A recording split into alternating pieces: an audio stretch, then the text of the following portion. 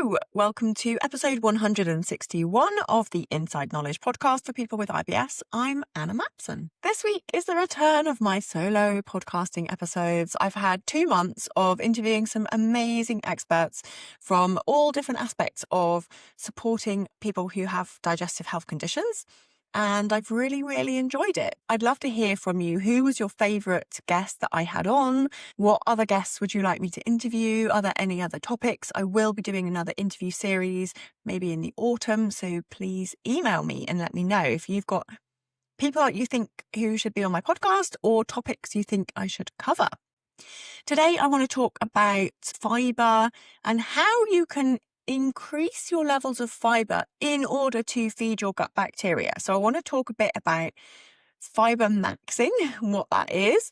You might have heard of it if you've been on social media or looking in the newspapers recently about IBS diets, and talk a bit more specifically about prebiotics, what they are, how they're going to help your gut bacteria, and then also how you can increase your fibre without setting your symptoms off. It's going to be an action-packed episode, so let's go. I have already done an episode about fibre and the different types of fibre that affect IBS, which is episode 95. So feel free to listen to that one in conjunction with this, because that goes into a little bit more detail about the various types of fibre. But just as a reminder, if you didn't catch that one, and a little summary, there are lots of different ways we can describe fibre because there are lots of characteristics about it, and they all affect your digestion in slightly different ways. For example, there is insoluble and soluble. Most people have heard of those kind of definitions of fibre. And all that means is that it dissolves in water or it doesn't. A lot of the soluble fibre is more of a gel-forming fibre, which is another way we can split fibre. Does it create a gel or not? And they call that like viscosity. Then we also think about how fermentable the fibres are. So how much do your gut bacteria like to eat this particular type of fibre? Not all fibre is created equal.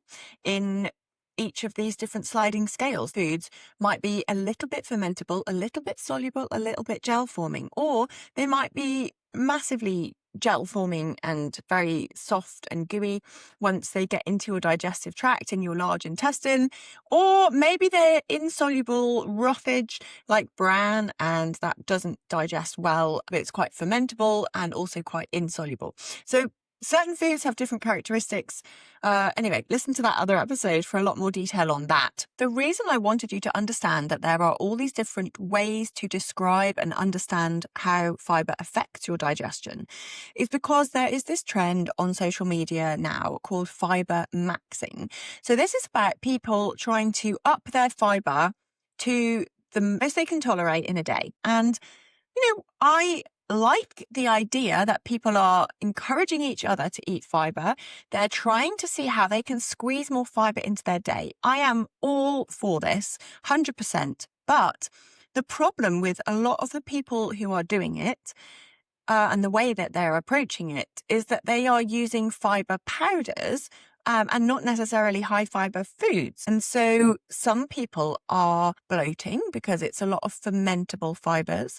Could be constipation if they don't drink enough water when they're eating a lot of extra fibres. The way it's not particularly helpful, fibremaxxing, is that it is turning fibre into like a competition. Your gut bacteria and your digestion do not need you to have more fibre than the next person down your gym. They need you to provide the right fibre in the right kind of doses throughout the day, spread out the day. So we're not taking 50 grams of fibre powder in one day to max out our targets. That is no way what I would suggest for anybody, let alone people who've got IBS or SIBO. It will completely overwhelm your digestion and completely put you off trying fibre. So I don't want you to go down that route. And I don't think most people I work with would even be tempted. The good elements of it is people focusing on fibre. And if they're doing it all through food and eating lots of very high fibre foods like beans and pulses, whole grains, lots of fruits and vegetables, nuts and seeds, then great, amazing, because it's quite hard to eat 60 grams of fibre if you're doing it through real food, because it's a huge quantity of food. You would literally be chewing and eating for a really long time to get all of that fibre in every day. Plus, as we've said, it might have some negative impacts on your digestive symptoms. But fibre is important, and I don't want you to go away from this thinking, well, because I've got IBS, I don't need fibre, or I can get away without fibre. So there are some very important jobs that fibre does for us within the digestion, but also within your whole health. So did you know, for example, that if you add 7 grams of fibre to your diet every day, then your risk of having a stroke drops by 7%. That is amazing odds. The fibre is not just about helping you have a poo. It's not just about like keeping the gut moving, although that is a very important part of it too. So people often think, oh, well, fibre is more for people who have constipation. They're the ones that need to keep up the fibre intake. And I've got diarrhea, so I don't need to. But that is also a bit of a myth, because certain types of fibre will help you to form a good bowel movement. It's not about speeding the gut up. Certain types of fibre can actually slow it down and allow you time to absorb your key nutrients, to make sure that your bowel movements are formed. They're not all mushy or loose and liquid. So fibre helps by regulating your bowel movements, and that's how I like to describe it. It doesn't speed them up or slow them down as such. If you've got very little food coming through, or you don't eat much fibre, your gut muscles will find it hard to push the food along and to create a bowel movement. So it's regulating your bowel movements. There's help for your cardiovascular system. It can often help to maintain a healthy weight if you're trying to lose weight. High fibre foods tend to be low calorie often, things like lentils and vegetables. So you can easily add more of them without adding significant energy intake to your day. Now, if you are struggling to put on weight, which is an issue with the majority of people I work with who are underweight and struggling to add energy to their day, then it doesn't mean that you need to avoid all these vegetables, because if you can regulate your bowel movements, then you can tolerate more food, and you can tolerate higher fat foods often, because the fibre is kind of helping to excrete some of that additional fat. It can kind of almost buffer the presence of that high fat food. So it goes hand in hand, and sometimes adding more fat into your diet to increase your energy intake and help you put on weight goes best when you're also eating a range of different fibres. So again, it's for people who have no weight and also people who are trying to lose weight. Very good. Okay. Now, the key bit I wanted to speak about today more is what your gut microbes are doing with the fibre, because as you probably know, our body doesn't have many enzymes to break fibre down. In the small intestine, most of our food is broken up into small molecules by digestive enzymes. We have a range of them for carbohydrates, fats, proteins, and they help us to absorb the key nutrients in through the cells. Now, fibre, we don't have many enzymes that help to break these down. So they travel through the small intestine all the way till they get to the large intestine. And there your gut bacteria start to ferment them. So if you have been on the low FODMAP diet for 6 months or more, and you've cut out all of these fermentable fibres, then it might have had an impact on the colonies of gut bacteria in your large intestine. The prebiotic foods, which is a descriptive term for these fermentable fibres, they're feeding the good bacteria. Pre is means for or before, and biotic is feeding the good bacteria. That's what prebiotic is. But if you think about what the most fermentable prebiotic foods are, they are nearly all high FODMAP.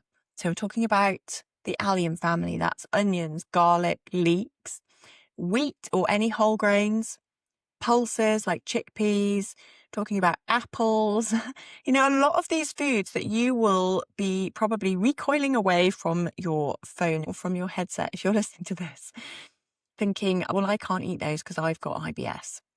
And I get that. But what I wanted to introduce to you is this potential concept that because you've been low FODMAP for so long and you don't have the bacteria in enough quantity anymore to break these fibres down, that we need to train your gut back up in order to be able to tolerate fibre. And this is possible. You can retrain your body to accept foods that you have avoided for a long time. And it doesn't mean that everybody who's been low FODMAP for 2 years will suddenly be able to eat all the high FODMAP foods just because I've said it's possible. It's not a quick overnight fix. But I do have a process and a way of doing this with my clients. And I've put all of that into a little online course, and it's called Low FODMAP Diet Exit Plan. So it's for people who have been struggling to introduce any type of fibre, or perhaps you're only eating like 5 or 6 foods and you just repeat them day after day, because if you stray out of those foods, then you get a reaction. And I've worked with lots of people like that. And I know not everyone can come and work with me. So I've put together this little course that will help you better work through this like tricky situation on your own. It's got 3 videos, which add up to about an hour's of watching. So it's not too much, 3 20-minute videos, and loads of handouts, checklists and schedules and things like the tools that you need to make this happen. I will link to it in the show notes. It's a process that I can take you through and help you to get off the low FODMAP diet. Because let me take you through this cascade of what happens when you start avoiding fermentable fibres. So firstly, when your gut bacteria come into contact with fermentable fibres, they produce something called short-chain fatty acids. And there are 3 key types of those: butyrate, acetate, and propionate.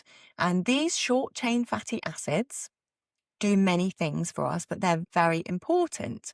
They're anti-inflammatory, so they work on the immune cells to help calm down inflammation in the gut. But they also travel around your body in your bloodstream. They get in through the cells or through the walls of the cells, and they can appear in other parts of your body, again, helping to reduce inflammation. So they're very important for that inflammatory response and managing it. But also butyrate helps to create a nice environment for the good bacteria that we want to grow. So high levels of short-chain fatty acid production has been shown to make it more acidic. On the pH scale, we want acidity in the large intestine, because the good microbes that you want more of, because as you know, like they're really helpful for training up our immune system, like general inflammation, irritation in the gut lining, so many reasons why we want good microbes and good diversity of microbes in our large intestine. Really important for people who have IBS to get on top of this. When you have these short-chain fatty acids, you have a reduced acidity, then it increases the likelihood that other good microbes want to come and hang out in your large intestine.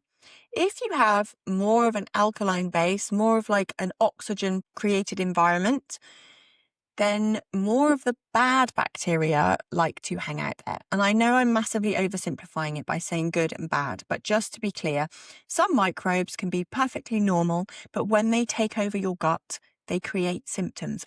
Would be a lot of gas and bloating, could be increased sensitivity, and that's because the nerve endings are switched on, and sometimes that is because of immune markers or immune cells that are like activating in the gut. It could also be about the mucus lining in your intestines. So when you have a very low fibre diet, certain types of bacteria will start to eat into the mucus lining. They're called mucin degraders. Certain types of bacteria will start to eat away at that and make the mucus lining between your food and the cells thinner. And that can potentially lead to more of that leaky gut type symptom. Now, I don't really like using that term because I think it's massively overused. It's kind of going out of fashion, which I think is a good thing. But people still use it. Intestinal permeability is like more of an official term. But even that, I don't think it's always the case that you have a leaky gut if you have gut inflammation. But we're talking about small changes between the cell walls that allow particles into the tissues, activating the immune system, which can then further activate, maybe water drawing into the bowel or different types of environments that certain bacteria thrive in. So we do want to get a good balance of different types of microbes. It makes a huge difference to your digestion. And mostly people who have diarrhea are thought to have less diversity in the gut. So if you're at this state and you're thinking, oh my God, that's me. I've been low FODMAP for 2 years. I never eat anything high FODMAP. I'm very careful. I know all the measurements inside out. And is this me? Have I got a depleted gut microbiome? So the process that I would take people through, and this is what you can do, even if you don't buy my course and follow that, I'm going to just explain to you like how it all works, what you might do. First, I would help you to think about how to expand your current diet within the low FODMAP diet first. So can you introduce new low FODMAP foods that you haven't been eating in order to start training your mind that you can start eating new foods, but also start training your gut into eating something a bit different. So for example, when's the last time you had spinach, bok choy, mange tout, rhubarb, pineapple? These are all low FODMAP foods that you can eat or you could test and see how you get on with them.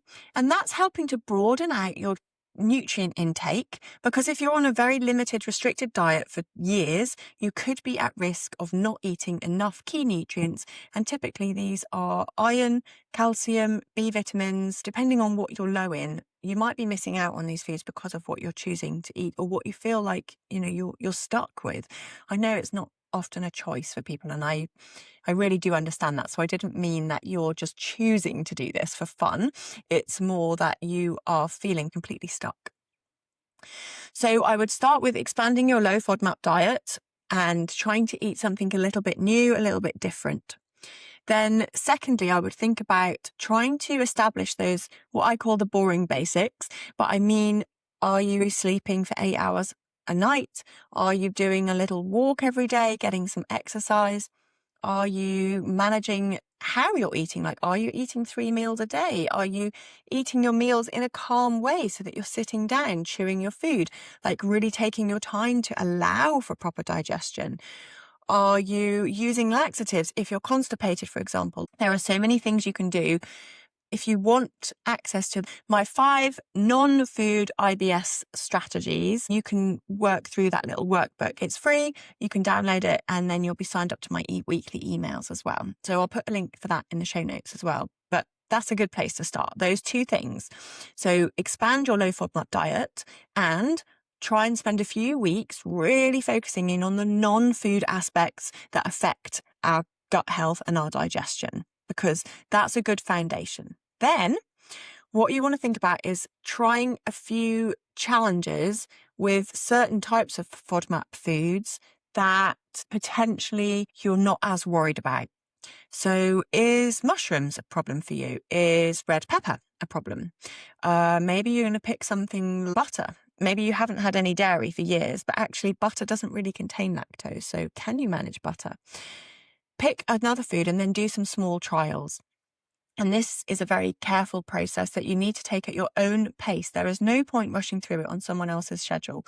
When I work with my clients, some people go in really gung-ho and they're like, I want to do everything tomorrow and I want to get it all done. But actually, you really need to just take things one at a time, because you can burn out through too much stress, but also it's just not effective. This will be another task on top of your, what I'm sure is an already busy life. So do it at your own time. What I say to people quite a lot is it's very unlikely that all the FODMAPs will be your issue. It really is not that likely that you will react to every single FODMAP, even in the minutest amount. It does happen with some people. And even then, I find ways to expand their diet. But it's not likely.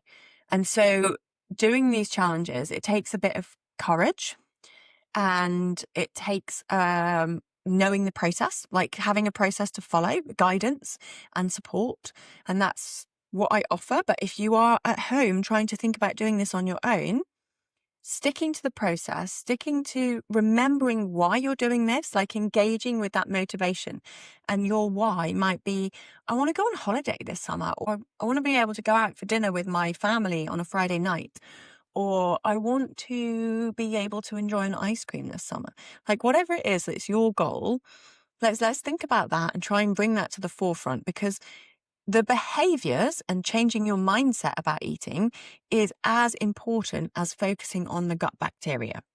But just to get back to those and their prebiotics, as you slowly start to introduce more fermentable foods that are high FODMAP, then your gut bacteria will adapt. Now, I'm not saying that everyone who does this process will be able to tolerate all foods, but maybe there's a level to which you can have some fermentable fibers in your diet that are helping to support your gut bacteria and not leading you into a massive flare-up. So, for example, chickpeas are low FODMAP up to about 5 tablespoons, which is quite a lot, and maybe people are a bit surprised about that. Now, some people will react to even a small amount of chickpeas, but can you have one chickpea? How much can you have before you get these symptoms? Let's start at the lowest rate and start to very slowly introduce them. And that is what some people need, partly for confidence, but also maybe it's your digestion. I guess what I'm trying to say is that there's always a way to start feeding your good gut bacteria. Now, at this point, some people say, can I just leap ahead and put the good bacteria in? Can I take probiotics? Can I take a fibre supplement? So 2 questions there. First one, can you take probiotics? You could try, certainly. Now, you need to be aware about which strains they are. Have they been tested for your particular symptoms that you are aiming to resolve? For some people, it's fast transit time. Other people, it's constipation. And different probiotics have got different actions and different effects on the gut. So it's important that you work out which ones you're going to do and also whether they're a good quality product. Some probiotics do not have a guarantee that their bacteria are alive when they're in the shop even, let alone getting through your stomach acid and getting into your digestive system. Some people with SIBO find probiotics make things worse, although it's not completely ruled out. So there's lots of things to consider, and maybe I'll do another episode on probiotics. But for now, I would say be careful with probiotics. It's not something I would necessarily suggest straight away. But prebiotic powders are another option. So there's something called PHGG, which is partially hydrolyzed guar gum. And this is a low FODMAP soluble fiber supplement that is tasteless. You can add it to hot food. You can put it in a cup of tea. You can sprinkle it on your porridge, starting with a very small amount. Because it's a powder, you can start with 1/4 of a teaspoon and just work your way up. But it is a good way of feeding the good gut bacteria whilst you are attempting to think about your diet. Now, there are high FODMAP prebiotics as well, which are GOS and FOS, and might be very helpful for you, but also might be fermentable and therefore create some problems. So don't jump straight to those. Do think about trying to start with the lower FODMAP ones first. The other one you could try is called acacia fiber, which is similar to PHGG. Psyllium husk is not as fermentable, so it's very good for regulating bowel movements and it's good for slowing down diarrhea, speeding up constipation, but it's not one of the ones that's feeding your good gut bacteria. So it is a fiber supplement, but it's not used in this way to help train your gut, and I wouldn't jump to it for that perspective. I hope that you found that helpful. Hopefully it's given you a bit of inspiration. If you want the guidance and the support and the structure that I can give you, then take a look on my website. You can download the low FODMAP diet exit plan. I won't be able to sell it to you if you're in America or Canada though. I'm sorry, just because of my insurance arrangements. But if you want to work with me, you can apply to join the 3-month gut reset where we work on a 1-to-1 basis and I can give you more personalized, tailored approach. And that is fine for people in the States or in Canada. Before we finish, I just wanted to read a short review from somebody from New Zealand who left a review on Apple Podcasts and said, very helpful information regarding anything IBS, diet, nutrition and gut health. As a long-time IBS and GERD sufferer, this podcast has been extremely helpful. Nice accent and easy listening too.